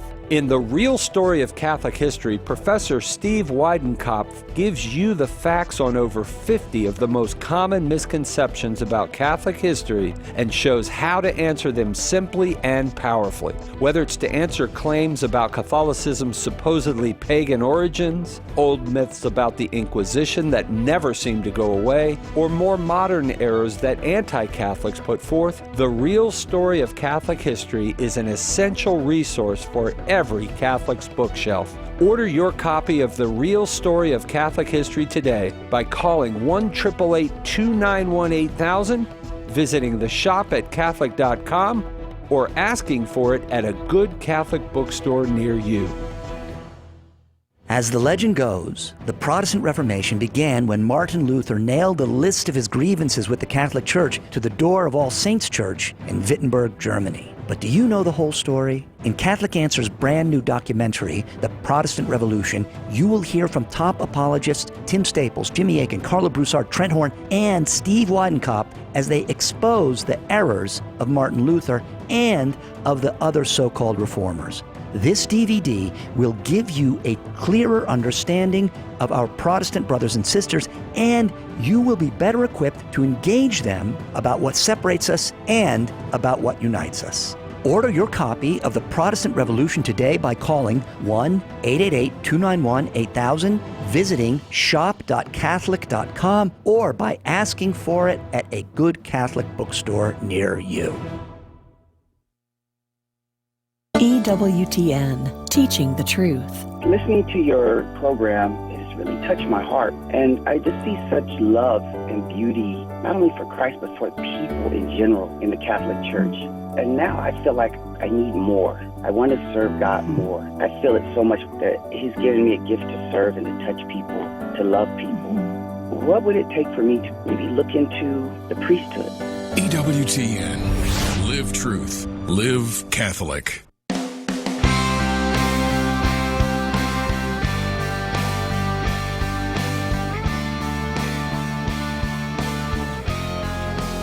Welcome back to Catholic Answers Live. Trent Horn is our guest. Our topic, well, any Catholic moral teaching that you disagree with. Or is there something that the Catholic Church teaches or holds as a moral truth that you are opposed to or in disagreement with, or maybe have rejected for other reasons? 888-318-7884, our number, 888-318-7884. And Trent, I'll just let you know, monitoring Facebook a little bit, a fan of yours from Cebu, Philippines said, finally Trent Horn back on again. So that was Merla in Cebu, Philippines. Well, thank you very much, Merla. And I've never been to the Philippines, but hopefully I'll go someday, because I've actually gotten a lot of positive feedback from supporters there. So maybe one day I'll get to visit and say hi in person. Do you like pancit or lumpia? You should try them if you haven't. Oh, those are...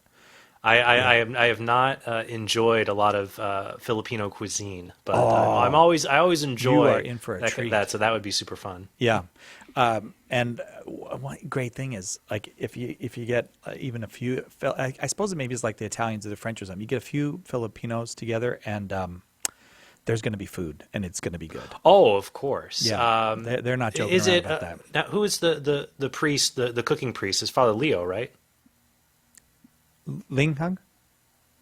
Padalinghug? Oh, yeah, that's right. Yeah. I don't know if he was from the Philippines or not, but that would make sense if he is the cooking priest.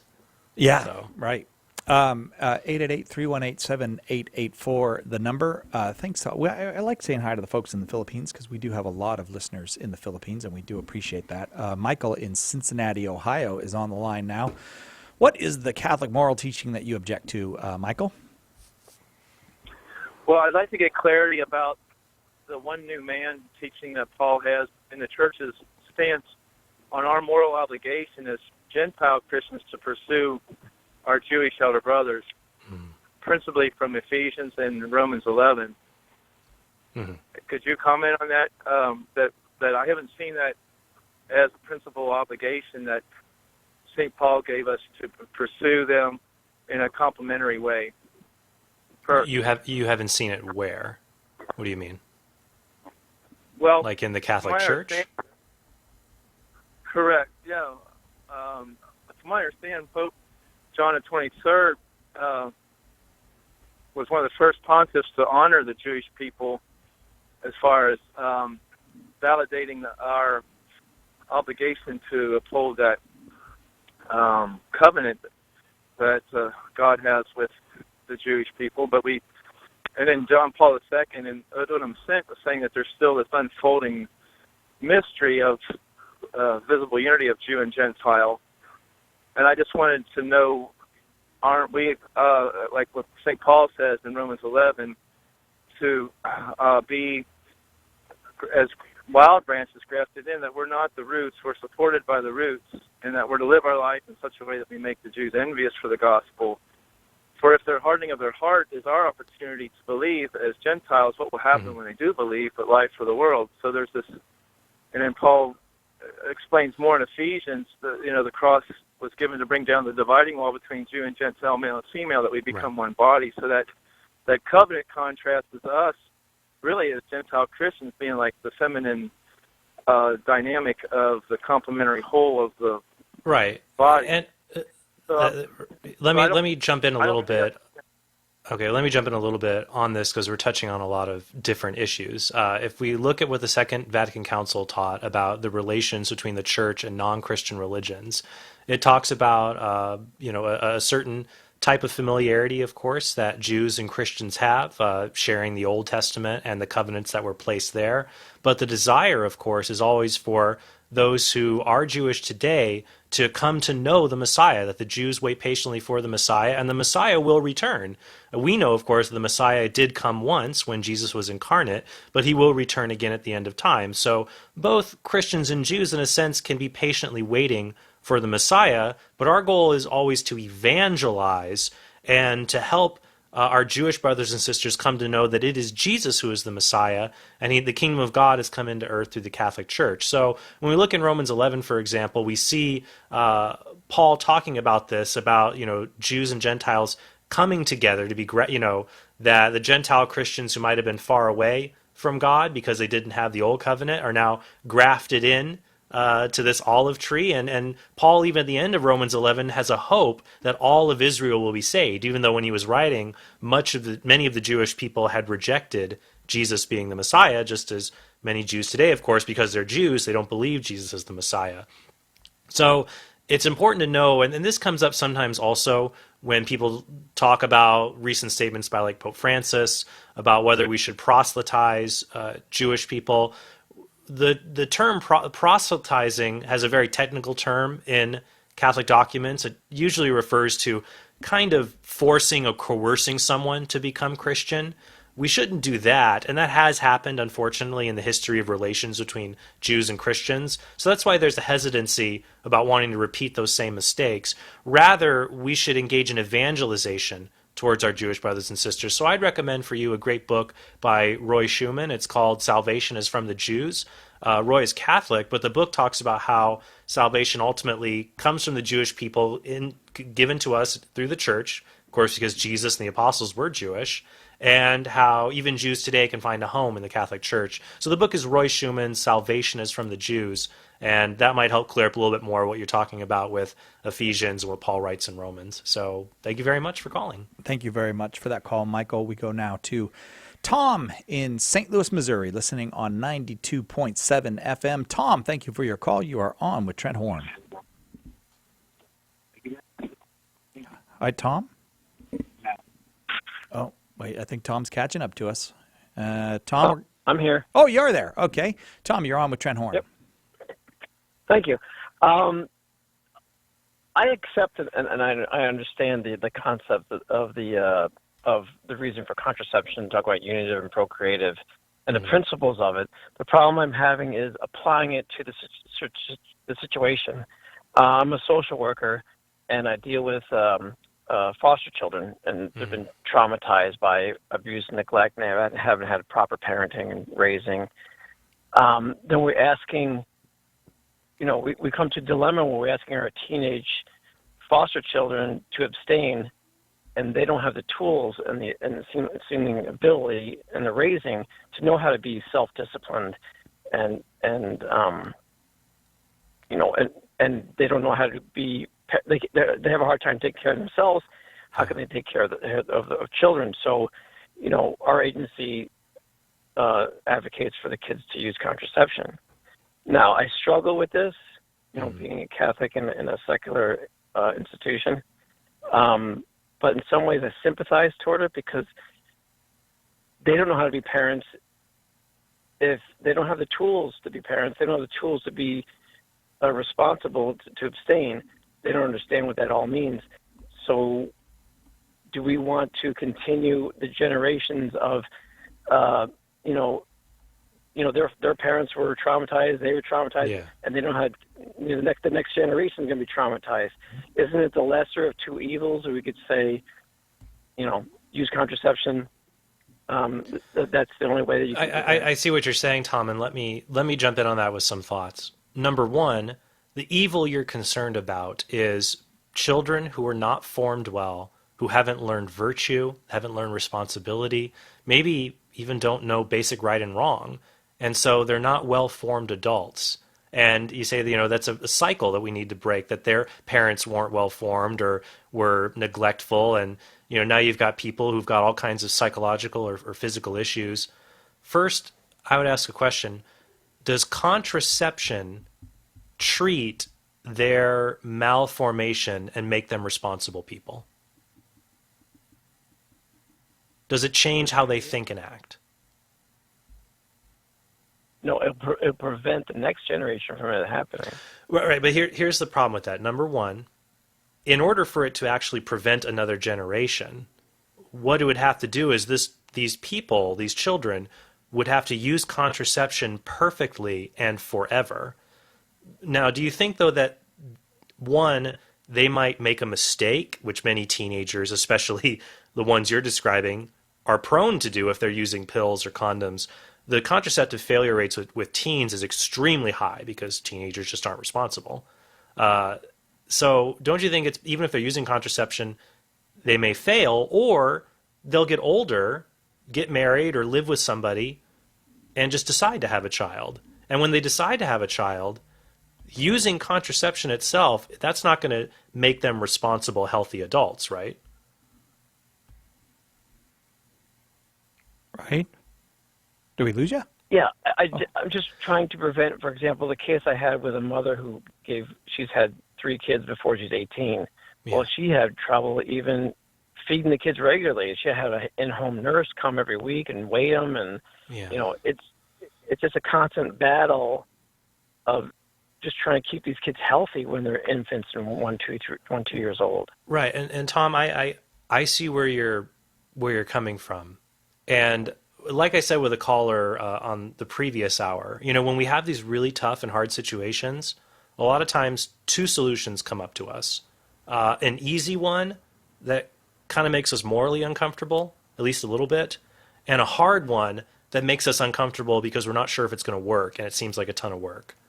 But I think that especially with teenagers, with children who are in poverty, who are in difficult situations, we should treat them like human beings and say, no, I am sorry that your parents or your grandparents failed you and you didn't get the upbringing you deserved, but you can learn how to be a healthy, responsible adult. You have that power within you. Nobody can take that away from you.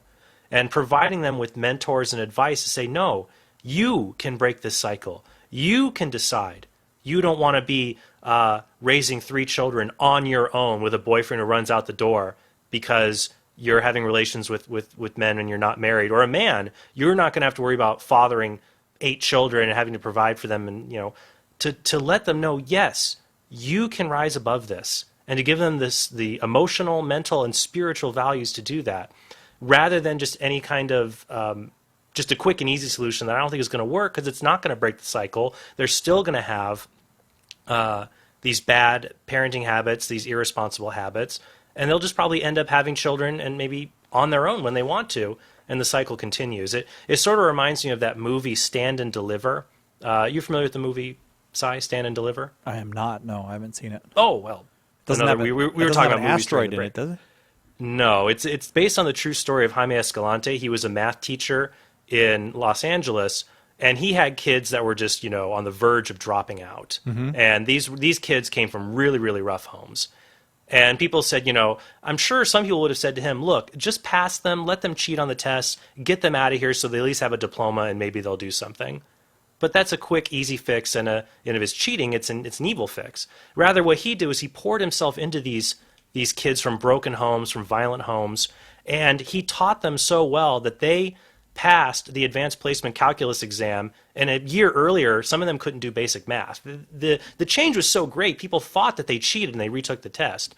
So I tell that story, Tom, and for our listeners, because it's kind of nice to look at real life incidents where people are dealing with cases of people down on their luck in the roughest kinds of living situations, but see within that person a human being who has the potential to use the gifts that God has given them, to allow God's grace to work in their hearts, to become that person God wants them to be.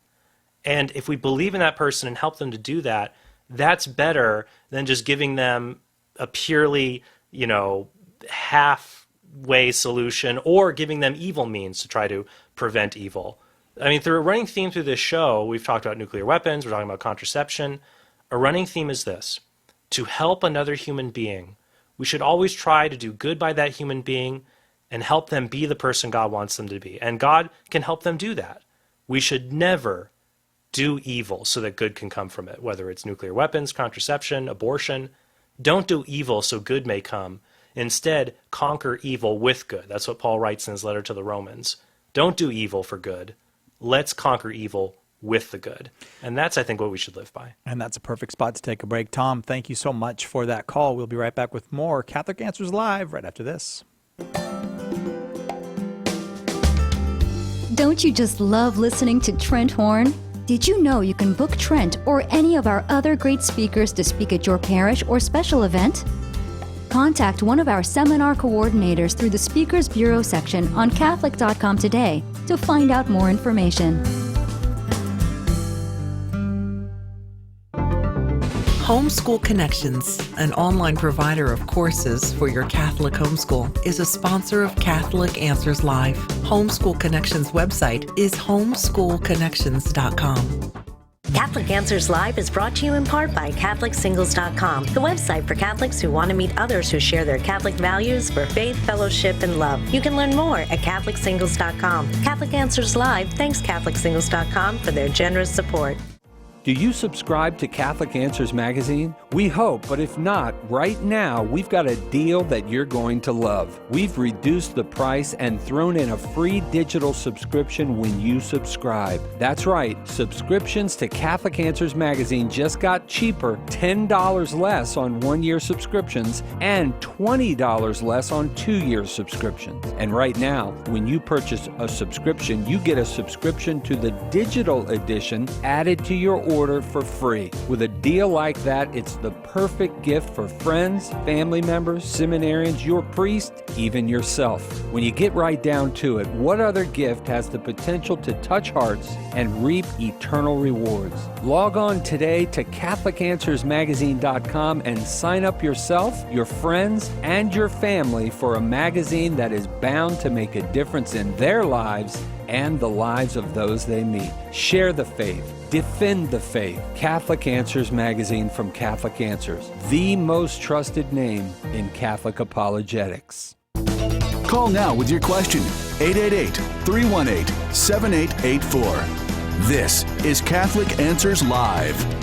Welcome back to Catholic Answers Live. What Catholic moral teaching do you reject? That is the question of the hour. Trent Horn is here to address that question, and we go right away to Colleen in Salem, Oregon. Colleen, you are on with Trent Horn. Which Catholic moral teaching do you reject? Hi. Hi. Can you hear me? Oh, yeah, you can. I think you pretty much answered my question with the last caller, actually, but which I agree with everything you said wholeheartedly. But I had heard a video. I think her name was Cecile. You were having a talk about abortion, and she had asked if contraceptives were okay, and you had said any contraceptive that doesn't harm the baby. And I was wondering, And from what you just said, it sounds like you're completely against contraceptives. But Mhm. in the talk, I was confused. Sure. Wait a second. There's somebody Sound- else there sounds with like you. You've got someone else with you there. Daughter, Colin. she's laughing. That's wonderful. I say hi to her as well. Colleen, what you're referring to was not a talk. It was a debate that I had on whether abortion should be legal at CSU San Marcos several years ago. One of my first debates, actually, in my career of doing these kinds of things. And I was debating a women's studies professor, Cecily Chadwick. And so during our cross-examination period, she was asking me point blank, do I think contraceptives should be illegal? Now, you have to remember that in a debate, number one, you want to stay focused on the main topic of the debate. If you get off the main topic, you're going to lose. The topic was abortion, not contraception. So I just did not want to go down that rabbit hole at all. It wasn't germane to the topic of the debate. And number two, in a live debate, you don't always phrase things as articulately as you want to. The point I was trying to make about the question of the legality of contraception was that I was not opposed to contraception being legal, provided that contraception did not harm an unborn child. Now, if I could say it again, I would say the exact same thing. I'm not opposed to the legal availability of contraception, provided it doesn't harm an unborn child, unless we could show contraception was a threat to the common good of society. In order to make the case something should be illegal, then you have to provide reasons that it's a threat to the common good, not just that it's wrong. Because, for example, it's wrong to not go to Mass on Sunday, especially if you're Catholic, but really anybody. Because we should all worship God as He has told us how to worship Him. But I'm not going to pass a law that says, hey, if you're Catholic, you got to go to Mass on Sunday, or you're going to be fined $100. If it's the law, it's got to relate to the common good of society. I didn't, of course, as I said with debates, you don't necessarily say all the words you want to in a debate. So I should have added that. But my point then is the same as my view now, that if someone asks me, are you going to make birth control pills illegal? I'm going to say, I would only make contraception illegal if it threatened the common good of society. Then I might ask the person, do you think it threatens the common good? They'll say, no, it doesn't. And we might have a discussion about that. But in a debate on abortion, I'd keep things on abortion. But whether contraception is a threat to the common good and it should be outlawed, that's a debate and discussion that's worth having to talk about. But I just wanted to keep focus in the debate. So just to reiterate, contraception is an intrinsic evil. It's wrong. But if we were to make it illegal, we'd have to show it's a threat to the common good. And so I haven't seen that case made yet. But if it were, then I might say it could be something we make illegal. So does that clear up what I meant in that case? Yes, it does. Thankfully, I was glad, because I was thinking, what? I thought you thought differently than that. But so I was just confused, but now it does. So thank you so much. Okay, yeah, and it's nice finally on air to be, because I've had several people email me, because, when you do a debate and you say something, your comments can follow you around. And that was just a case of me not using the precise words I really, really wanted to use in that moment. But that is the point I was trying to communicate, and I think now I've communicated with much more clarity and force, and I've done lots of debates since then, so I've learned a thing or two, which is always a good thing. So thanks for calling. Thank you. Thank you, Colleen. Oh, Si, I have to mention one thing, though, that's on my mind. Okay. There's something a bit unenviable about my role as a Catholic apologist now. Because, when I first arrived at Catholic Answers, I felt like I was in the Hall of Justice with, Superman and Batman, like these apologetic heroes, Tim and Jimmy, and I'm like, oh, man. Plus the fact that we keep them behind a glass case, I think that also adds to that. Well, I mean, you got to have them when people come by, I understand. And so, and here's Robin, basically, coming into the Hall of Justice, day one. One of the Wonder Twins. And I have to learn, and I was looking back, and I was talking with Jimmy at my very first meeting with him. It was the Inquisition to see if I had the right stuff to be an apologist. And he said something that still warms my heart to this day. He says, "You and I are very similar, just at different points on the timeline." And so I was like, well, that's so nice. Thank you. And just seeing as Jimmy and I more have talked, that when I look back at old cassette recordings, of Tim, or like Jimmy when he was my age, just starting out doing apologetics. Tim and Jimmy, when they were my age, they're still learning. They're still learning a bunch of stuff. They will tell you from the time they were my age until today, they've learned a ton.